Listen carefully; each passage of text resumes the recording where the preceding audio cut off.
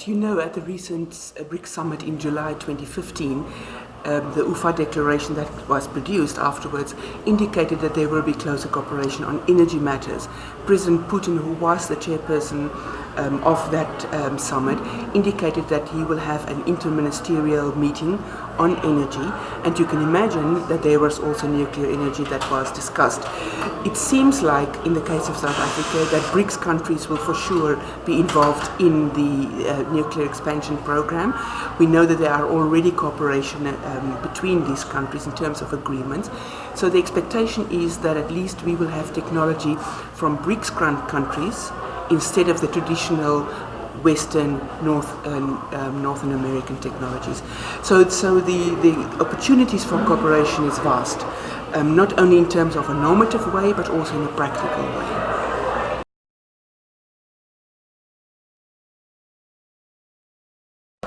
Look, of course, we had a very bad history in terms of the development of a nuclear program by continuously contravening sanctions and international actions against us.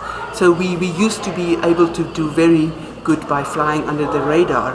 Of course, when we returned to the IAEA in 1991 and also 1993, when the IAEA said to us, but they are happy with our dismantling, we of course also signed the Safeguards Agreement and the additional protocol on that, which means that the IAEA can come to South Africa anytime and conduct a in loco inspection.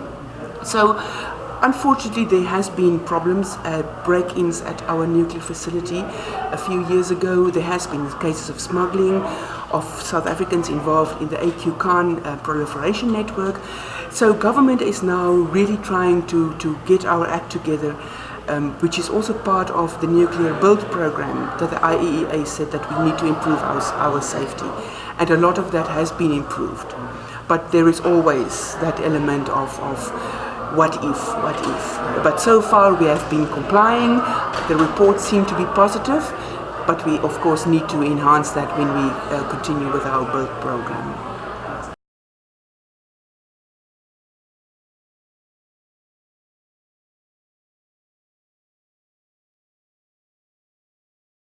For South Africa, for sure, share that view that it is a discrimination. In fact, it was an Indian diplomat who said that the NPT enforces global apartheid between the haves and the have-nots. South Africa is, like Brazil, also a supporter of the access to and the development of nuclear energy for peaceful purposes.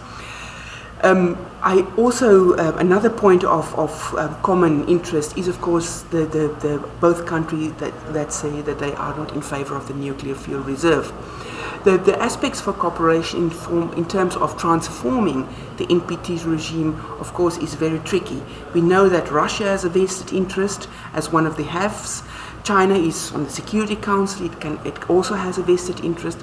So I think within BRICS there needs to be a reconsideration of whether we will continue at the NPT also as a major force. And I do not see that kind of cooperation among BRIC countries developing in that area.